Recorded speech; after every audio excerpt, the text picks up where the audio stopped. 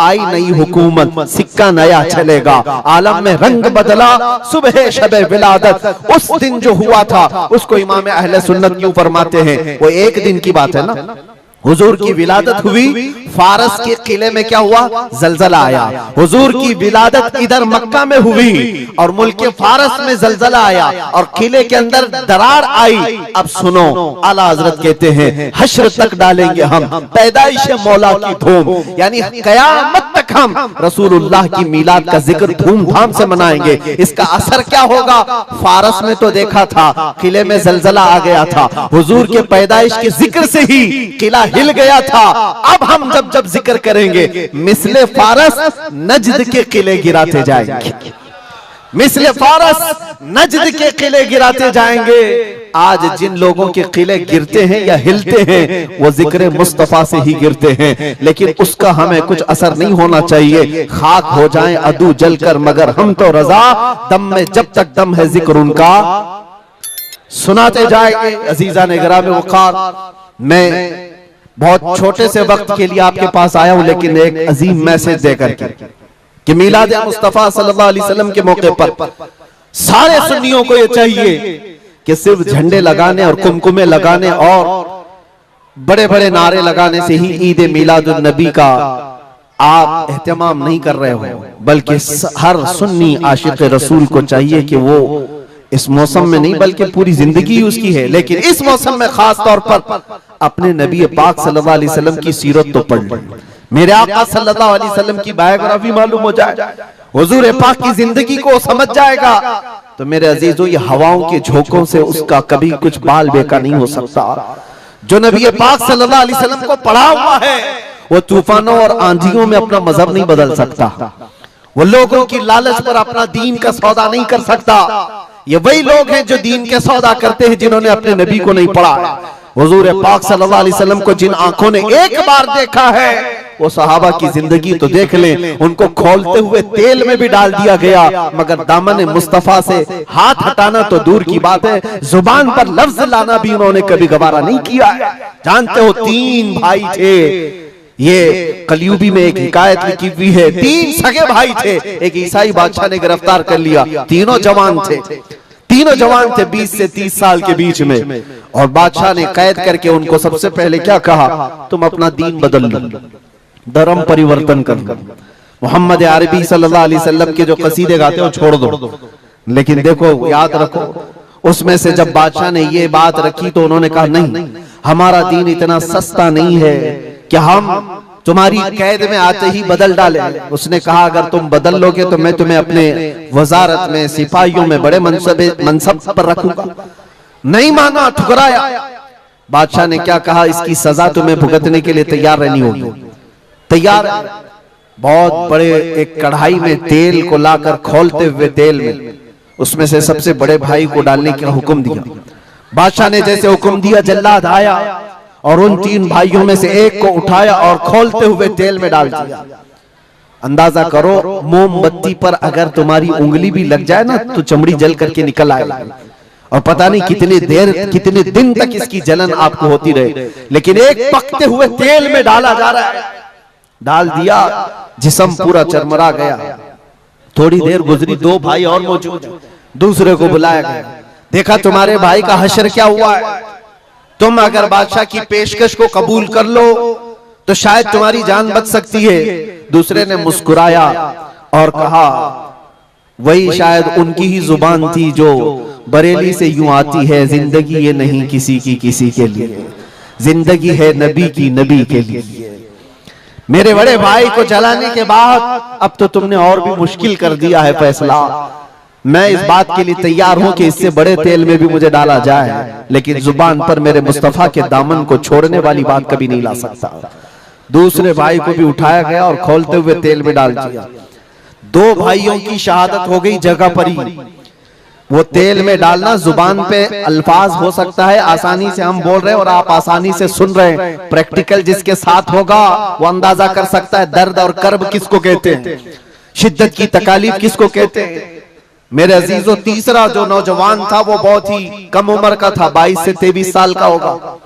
बादशाह का जो वजीर वहां पर था उसने देख करके बादशाह से कहा, इस लड़के को मेरे हवाले कर दीजिए, मैं इसको बदल करके लाऊंगा, मेरा चैलेंज है। क्यों जान इसकी भी ले लेंगे, मैं इसको बदल करके लाऊंगा। इतने मजबूत लोग कैसे हो सकते हैं अरब के कि खोलते हुए तेल में इनके भाइयों को डाला गया, तब भी ये बदल नहीं रहे। दो को मरते हुए, अरे यहाँ एक को डंडा पड़ते हुए देखकर सारे भाग जाएं, और ये दो को जलते हुए देख करके भी टस से मस नहीं होते। कैसा अकीदा है, कैसा तसल्लुब है इनका। बादशाह ने कहा, किस बात पर तुम्हें यकीन है कि इसको तुम बदल लाओगे? उसने कहा, मुझे भरोसा है, आप मुझे दीजिए 1 महीने का टाइम, इसको बदल कर न लाओ तो फिर मुझे आप जो सजा दे। बादशाह ने कहा, ठीक है, ले जाओ। तीसरे को खोलते हुए तेल में डालने की बजाय बादशाह ने अपने वजीर के हवाले कर दिया। और दुनिया देखो मेरे अजीजों, याद रखो, आशिकाने मुस्तफा से 2 इम्तिहान हर जमाने में होते रहेंगे, आज भी हो रहे हैं और होते रहेंगे। पहला इम्तिहान, मौत से डरा करके तुम्हारा दीन छीन लिया जाएगा, मौत से डरा करके ये हो जाएगा, वो हो जाएगा, तुम्हें ये कर दिया जाएगा, वो कर दिया जाएगा।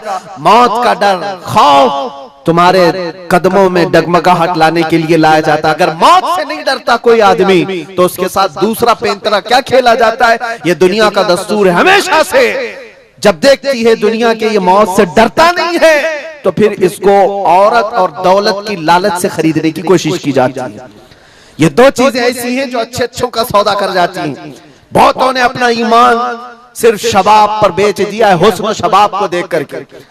औरतों के दिल दादा हुए या दौलत के दिल फरेब हो गए और उन्होंने अपना दीन का सौदा कर लिया है। नौजवानों, याद रखो, तुम्हारी जिंदगी में अगर ये 2 इम्तिहानों में से कोई इम्तिहान आए तो अपने नबी पाक को याद कर लेना, हुजूर को याद कर लेना और अल्लाह के नबी सल्लल्लाहु अलैहि वसल्लम की बारगाह में ये इस्तिगासा कर लेना कि मेरे आका, बड़ा सख्त और कठिन वक्त आया है, दुनिया मौत से डरा करके कभी मेरा ईमान छीनने की कोशिश कर रही है, अगर उससे मैं नहीं डगमगाया तो दुनिया मुझे हुस्न शबाब की लालच दे करके अपनी तरफ लेना चाहती है। अब उस वजीर ने क्या किया, उस छोटे से नौजवान लड़के को अपने घर ले गया और उसकी बेटी थी जो निहायत हसीन और जमील, बहुत खूबसूरत लड़की उस वजीर की थी। अपनी बेटी को बुलाया और कहा, बेटी तेरे लिए एक काम देता हूँ, 1 महीना हमको मिला है, इस नौजवान को अपनी मोहब्बत में, अपने हुस्न जमाल में लेकर के आजा, बादशाह सलामत से जो इनाम चाहे तुझे ला करके दे दूंगा।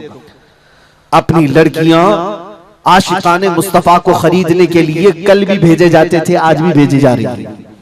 हो सकता है बहुत सारी जगहों पर जो हमारे लोग मुर्तद होते जा रहे हैं, वो जो बच्चियां आज अपने दीन और ईमान का सौदा करके भागती हैं किसी गैर के साथ और कहीं जा करके शादियां रचाती, वो ये समझती हैं कि ये कॉमन सी बात है। वो दीन बेचने वाले लोग हैं, उनका हिस्सा दीन इस्लाम में कुछ नहीं। कल कयामत के दिन देखना, तुमने अपने नफ्स की खातिर एक गैर मुस्लिम के साथ भाग करके निकाह किया, चाहे वो बेटी हो कि बेटा हो, अपने दीन से सौदा किया है और गद्दारी की है। कल कयामत के दिन मुंह तो अल्लाह को दिखाना है, हुजूर की शफाअत के बगैर तो कुछ होना नहीं है। देखना हश्र में जो हुजूर पाक सल्लल्लाहु तआला अलैहि वसल्लम के साथ तुम खड़े रहोगे कि हम खड़े रहेंगे, वो वक्त आने वाला है। उस नौजवान के साथ क्या हुआ, वजीर ने अपनी बेटी तो लगा दी। अल्लाह की पनाह मेरे अजीजों, हुजूर पाक का इश्क का एक कतरा भी जिसके दिल में आता है, ऐसी चीजें उसके पांव को नहीं डगमगाती, न कभी उसका ईमान खरीद सकती हैं, न उसके दीन का सौदा कर सकती हैं। वो लड़की रोजाना आती, रात के वक्त बैठ जाती और ये नौजवान जैसी महसूस करता, मेरे कमरे में अकेले तन्हा रहने के बावजूद वजीर की खूबसूरत हसीन जमील बेटी, जिसके निकाह के पैगाम बादशाहों के औलाद से आया करते थे, शहजादे निकाह का पैगाम भेजा करते, वो लड़की मेरे पास आकर बैठ जा रही है। नौजवान क्या करता था, मुसल्ला बिछाया और सजदे में गिर गया। जब तक वो उठती नहीं थी ये सर उठाता नहीं था। ये रात भर के सजदे इसके इसी तरह रहते, वो ऊँगती रहती, देखती रहती, इंतजार करती रहती और थक करके वापस चली जाती। महीना गुजरने को आया था मेरे अजीजों, उस नौजवान ने आंख भरकर एक बार देखा भी नहीं और वो थक हार करके महीना खत्म होने के बाद उस नौजवान को मुखातब करके कहती है, ऐ नौजवान, एक बार मेरे हुस्न को देख तो ले, मुझे देखने के लिए लिए बादशाहों के बेटों की भी कतार लगती है। कई बड़े बड़े लोग पैसों के अंबार लगा सकते हैं मेरे हुस्न को देखने के लिए। एक तू है कि मैं आता हूं तो मुसल्ले पे गिर जाता है। उठ एक बार देख तो ले मुझे अल्लाह ने कैसा हुस्न दिया है, कैसा जमाल दिया है, एक बार देख तो ले। उस नौजवान ने आंखें झपकाए बगैर, पलटे बगैर जवाब दिया कि ऐ खातून, तू अपना ये हरबा इस्तेमाल करना बंद कर दे, ये तेरा काम मुझ पर चल नहीं सकेगा। वजह ये है, जिन आंखों में एक बार जमाले मुस्तफा बस चुका हो उसको दुनिया का हुस्न कभी धोखा नहीं दे सकता, दुनिया का जमाल उसे खरीद नहीं सकता। वो खातून उठ गई और जवान की इन बातों से उसके दिल पर ऐसा वलवला तारी हुआ।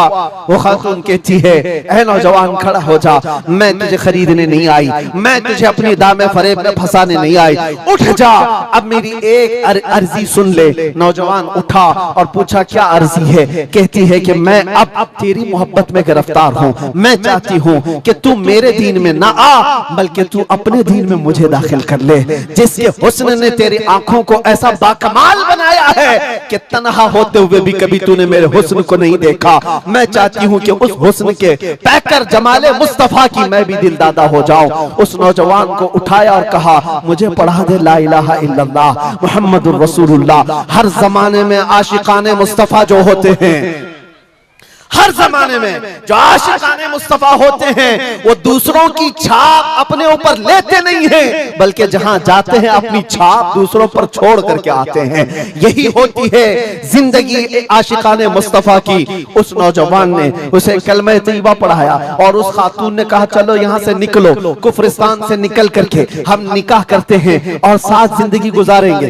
तवज्जो चाहता हूँ, तवज्जो चाहता हूँ, ये मेरी बात को खत्म होने दो। ऐ नौजवानों, आज तुम्हें कोई बहकाने वाला, खोलते हुए तेल में डालने वाला नहीं है, उसके बावजूद तुमने पता नहीं अपने कितने घंटे ये सारे सोशल मीडिया पर आई हुई ऐसी हसीना और जमीलाओं के पीछे अपनी रातें बर्बाद कर डाली। तुम्हें पता नहीं ये आंखें अल्लाह ताला ने तुम्हें किस लिए दिए हैं। दुआ ये करो कुछ ऐसा कर दे मेरे किरदिगार आंखों में, हमेशा नक्श रहे रूए यार आंखों में। उन्हें न देखा तो किस काम की है ये आंखें कि देखने की है सारी बहार आंखों में। अजीजा ने गिरामी, उस नौजवान ने उस खातून की बात सुन ली और कहा, चलो मुझे इस जगह से, इस कैद से निकालो, हम ये शहर छोड़ देते हैं, ये मुल्क छोड़ देते हैं। उस खातून ने उस नौजवान को आजाद किया और साथ लेकर चल पड़ी, शहर भी छोड़ दिया, बाहर निकल पड़े। रात का वक्त है, अचानक वो आधा रास्ता तय किए कि पीछे से घोड़ों के दौड़ने की आवाज आई। तवज्जो चाहता हूँ, एक फौज आ रही है और हिनहिनाने वाले घोड़ों की आवाजें आने लगी।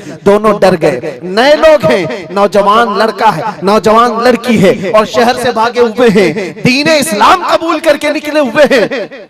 बादशाह को हो सकता है खबर हो गई होगी, वजीर को पता चल गया होगा कि कैद से निकला हुआ ये फरार मुजरिम हमारा शहर छोड़कर जा रहा है। पूरी फौज आती हुई नजर आ रही थी। ये दोनों एक दरख्त के पीछे ओट पर छुप कर खड़े हो गए। पता नहीं अब इसके आगे क्या होने वाला है, हमें गिरफ्तार कर लिया जाएगा, हो सकता है हमारा भी अंजाम वही होगा जो हमारे दो भाइयों के साथ हुआ। लेकिन इत्तेफाक की बात है, वो घोड़े करीब से करीब आते गए, वो फौज करीब आ गई और जब आ गई तो करीब आकर वो फौज रुक गई। इन्होंने देखा नहीं ये फौज कौन थी, ये लोग कौन थे।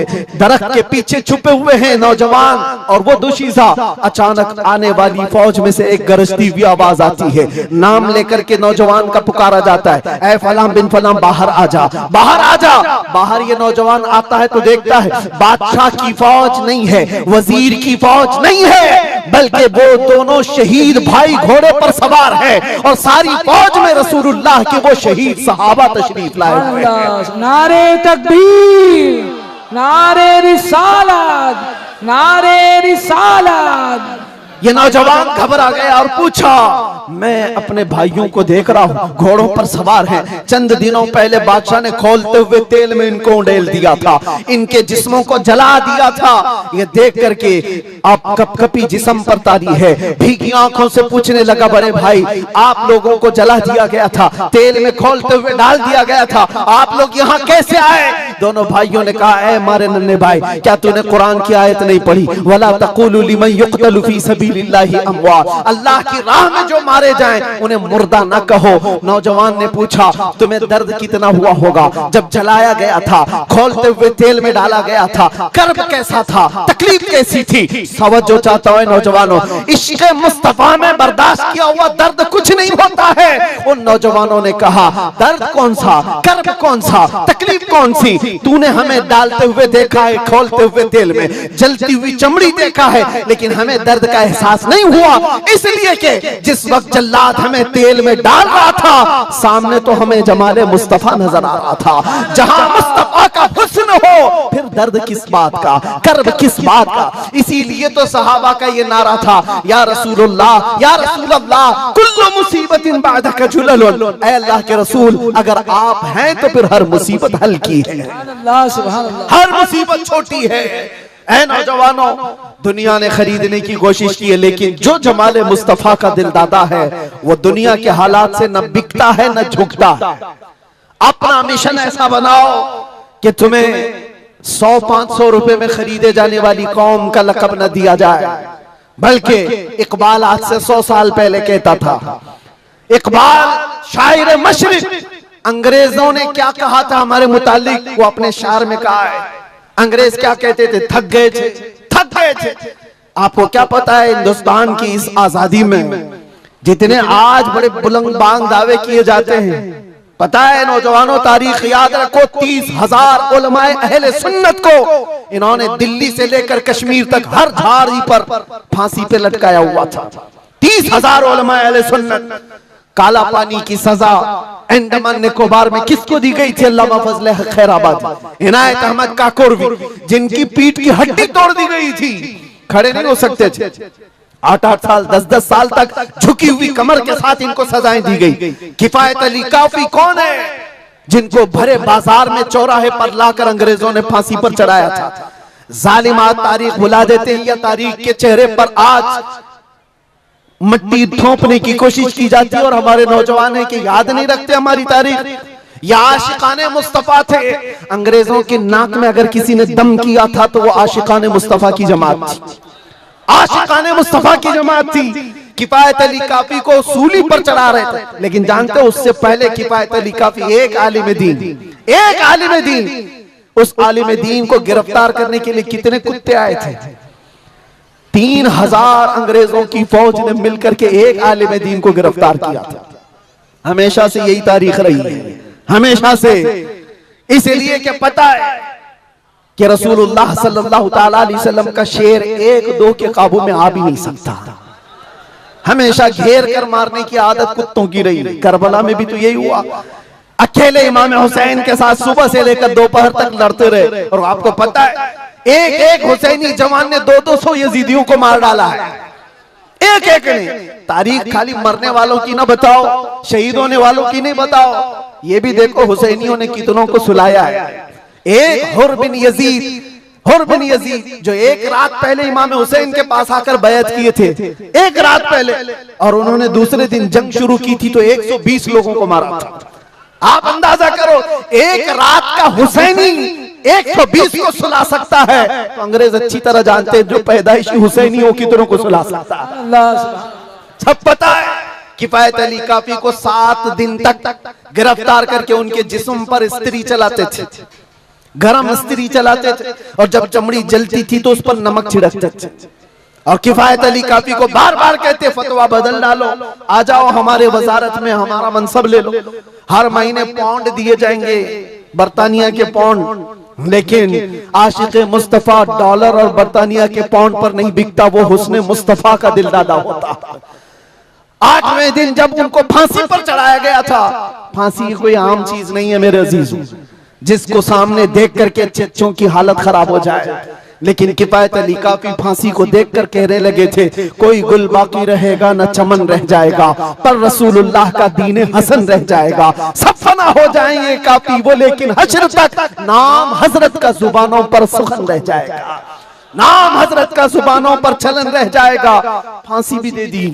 ये सारे जो मामलात हुए, आशिकाने मुस्तफा सल्लल्लाहु अलैहि वसल्लम हर जमाने में आजमाए गए, और मैं कह रहा था क्या बात, इधर उधर न जाए बात, अंग्रेज मजबूर होकर ये कहने पर आ गए थे, ये फाकाकश मौत से डरता नहीं जरा, ये फाकाकश मौत से डरता नहीं जरा। आशिकाने मुस्तफा ने हर जमाने में लोगों की नाक में दम कर रखा है, तादाद में थोड़ी ही क्यों ना हो, तादाद में थोड़ी क्यों ना हो, लेकिन डर इनको सबसे लगता है।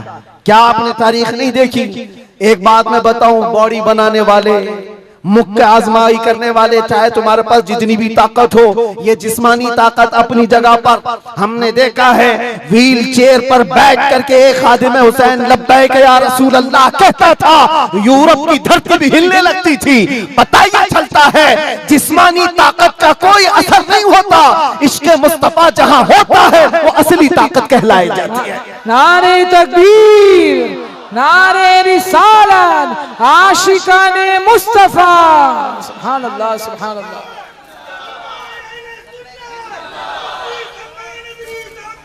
जिंदाबाद, अल्लाह अकबर, आला हजरत, आला हजरत, आला हजरत, आला हजरत, अल्लाह अकबर, या रसूल अल्लाह, जिंदाबाद, जिंदाबाद। मेरे अजीजों, बात सिर्फ इतनी है, यही मैंने एक साहब से पूछा था कि मियां तकरीरें बहुत होती हैं, भाषण भी बहुत होते हैं, क्या क्या नहीं कहा जाता? हमने खाली कुछ देर की खामोशी ही तो कहा था। खामोशी कहना क्या इतना बड़ा जुर्म बन गया? वो तो आप सबको भी पता है, कहां कहां से हमारे जुलूस निकाले गए, कहां कहां का क्या क्या देखा। बहरहाल मैं वो दास्तानें बताने नहीं आया हूं, लेकिन इतनी बात मुझे आज भी एहसास दिलाती है, ये अल्लाह का करोड़ा एहसान है, तुमने मुझे हथकड़ियां पहनाई है, घुमाया, जहां भी रखा, जिस तरह भी रखा। 8 महीने क्या 8 साल रखते या 80 साल अगर उम्र होती तो रखते, इससे फर्क नहीं पड़ता। डर तो ये था कि चोरी में नहीं ले गया, डकैती में नहीं ले गया, रेप में नहीं ले गया, मर्डर में नहीं ले गया। दुनिया को तुम्हें बताना पड़ेगा इस आलिम को क्यों ले गया, तो तुम पुकार करके यही कहोगे इश्क़ मुस्तफा की बात करता था इसलिए ले गया। सुभान अल्लाह, लब्बैक लब्बैक लब्बैक या रसूल अल्लाह, लब्बैक लब्बैक लब्बैक या रसूल अल्लाह, लब्बैक लब्बैक लब्बैक।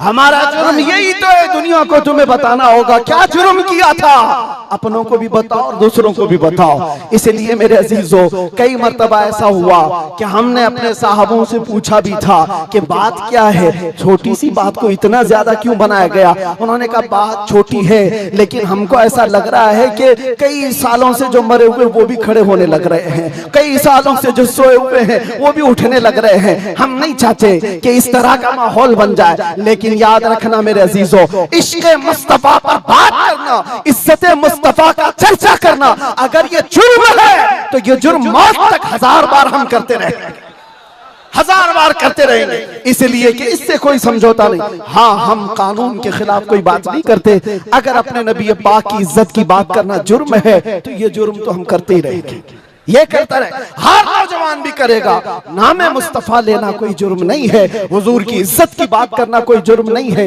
लेकिन एक साहब ने कहा, मुझसे कहा कि मुफ्ती साहब आप बयान करो, जितना करना है अपने नबी की तारीफ करो, जो करना है करो, लेकिन आप ये दूसरों को कुत्ता क्यों बोलते हो, ये सारी चीजें क्यों कहते हो? मैंने कहा अगर आपकी माँ को कोई बदकार कह दे, आपकी माँ को कहे कि बदकार है, तो आपको कैसा लगे? तो खड़े हो गए, कहा मेरी माँ को क्यों मिसाल में ला रहे हो, आप मेरी माँ के बारे में मिसाल क्यों दे रहे हो? मैंने कहा अभी तो मिसाल ही दिया, गाली नहीं दिया, खाली मिसाल, सपोज, एग्जाम्पल, इस पर आप इतना भड़क गए। याद रखो मेरे अजीजों, आप अपनी माँ से जितना मोहब्बत करते हैं, करोड़ों माँ से ज्यादा एक सुन्नी आशिक रसूल अपने नबी से मोहब्बत करता। हमारी जाने कुर्बान उस नबी पाक की जात पर। आप रुए माज़ना में मुस्तफास, आप क्या समझते हो दुनिया में जो इज्जत है वो हमारी टोपी दाढ़ी से है, हमारे जुब्बे कुब्बे और हमारे रंगो नस्ल से है। हमें इज्जत हमारे रंग और नस्ल और हमारे नाम और नमूद, हमारे इल्म और हमारे मनसब, हमारी पगड़ी और हमारे जुब्बे नहीं दिलाते। हमें जो इज्जत मिलती है वो किस बात पर? जब तक बिके न थे तो कोई पूछता न था। या रसूल अल्लाह, तुमने खरीद कर हमें अनमोल कर दिया। ये नाज ये अंदाज हमारे नहीं होते, झोली में अगर टुकड़े तुम्हारे नहीं होते, जब तक के मदीने से इशारे नहीं होते, रोशन मेरी किस्मत के सितारे नहीं होते। बेदाम ही बिक जाए ये बाजार नबी में, इस शान के सौदे में खसारे नहीं होते।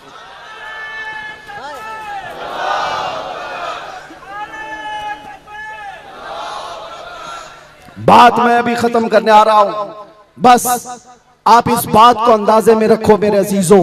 दुनिया में बहुत आंधियां हैं, बहुत तूफान, और लोग कहते हैं हालात सही नहीं है, हालात सही नहीं है, इसलिए ऐसे चलना चाहिए। हालात तो हुजूर जब ऐलान नबूवत किए थे उस वक्त से लेकर अब तक कभी सही हुए ही नहीं, कभी सही नहीं हुए। क्या बदर में हालात सही थे? उहद में हालात सही थे? खंदक में हालात सही थे? खैबर में हालात सही थे? फतेह मक्का में हालात सही थे? करबला में हालात सही थे?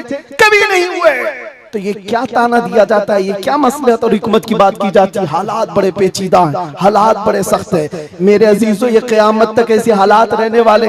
सतीजा कार रहा है अजल से ता इमरोज, शरारे बूलहबी से चराग मुस्तफवी, हर जमाने में ये हालात रहेंगे। आशिक मुस्तफा को इन्हीं हालात में परचम रिसालत बुलंद करके रखना है। वो सहाबा से पूछो जो निकल पड़ते थे, पैरों में चप्पल नहीं और कपड़ों पर पैबंद लगे हैं, एक खजूर की गुठली पर पूरा दिन गुजार लेते थे, फाका कश थे, लेकिन उनसे पूछो क्या उनके लिए हालात सही थे? जब अफ्रीका जा रहे थे, जब यूरोप की कलीसाओं में अजानें दे रहे थे, अफ्रीका के तपते हुए सहराओं में नामे मुस्तफा बुलंद कर रहे थे, उनसे पूछो हालात सही थे?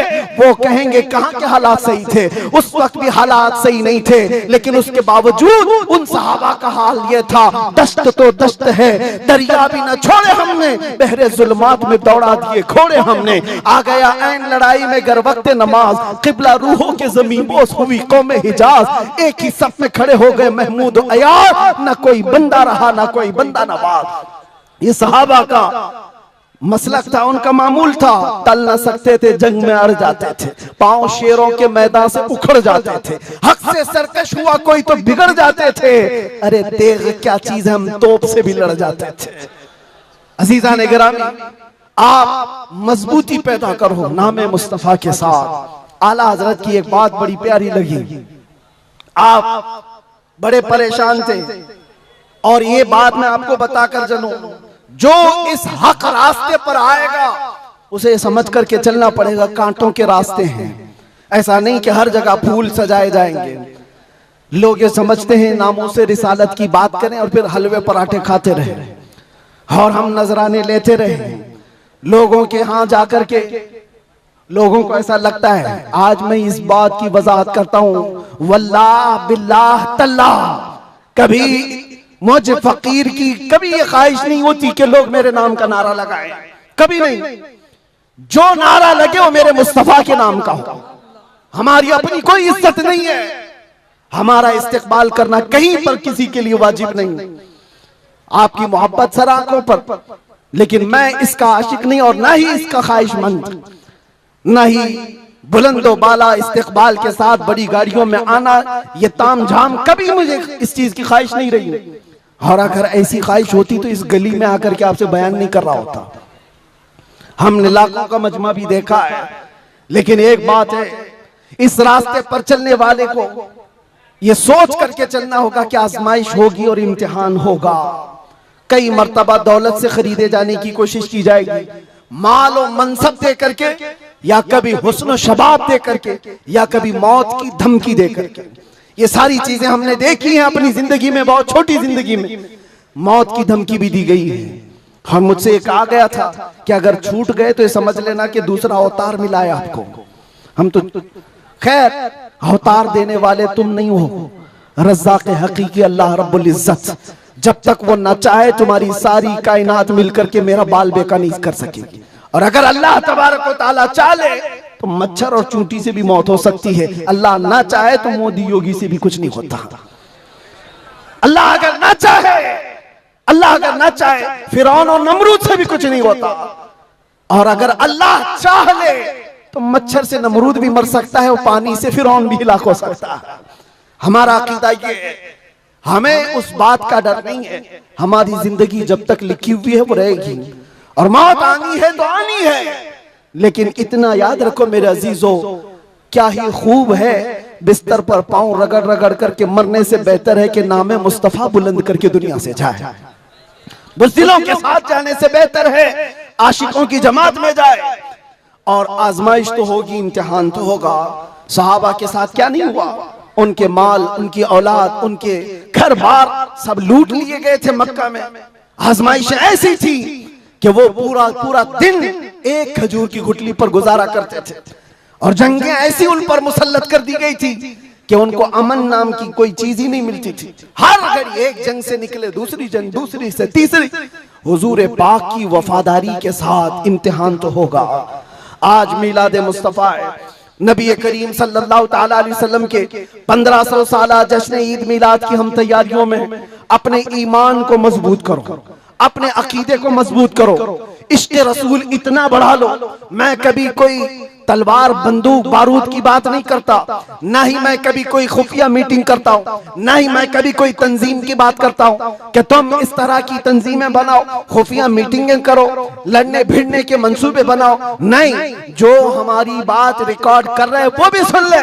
मैंने कभी नौजवानों को लड़ने भिड़ने के लिए तैयारियां करने की कभी बात नहीं की। अरे मियाँ, मैं तो ब्लेड और चाकू की भी बात नहीं करता, प्लास्टिक की भी नहीं बात करता। मैं सिर्फ ये चाहता हूँ सर से लेकर पैर तक इश्क़ मुस्तफा में ऐसे ढल जाओ जिस गली से गुजरो मदीने की खुशबू आने लगे। तुम्हारा चलना फिरना कई कीड़ों की मौत का सबब बन जाएगा। आपको किसी हमले की जरूरत नहीं, आपको किसी पर अटैक करने की जरूरत नहीं। अपने दिल के अंदर इश्क़ मुस्तफा ऐसा बिठाओ, ऐसा बिठाओ। हमने देखा है मेरे अजीजों, हमने तन्हाई में बैठ के भी दिन गुजारे हैं, और कई ऐसों के बीच में भी बैठ के दिन गुजारे हैं। हमारी अपनी तारीफ के लिए नहीं कह रहा, जहां ऐसे क्रिमिनल लोगों के बीच बैठते थे जो 20-20 साल से क्राइम में मुब्तला हैं, छोटे मोटे नहीं, मर्डर भी, रेप भी, ड्रग्स भी, सब उनके बीच बैठ करके देखा है। जब हुजूर पाक की बात की जाती है तो उनकी आंखों में भी आंसू आते हुए देखा है, और तौबा करते हुए भी देखा है, रमजान में तरावी पढ़ते हुए भी देखा है।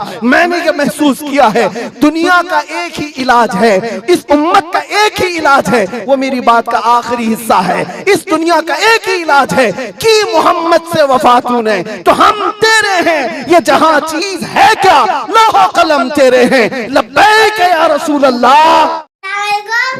उम्मीद करती हूँ आप हजरात को बयान अच्छा लगा होगा। बयान अच्छा लगा है तो हमारे वीडियो को लाइक करें, चैनल को सब्सक्राइब करें और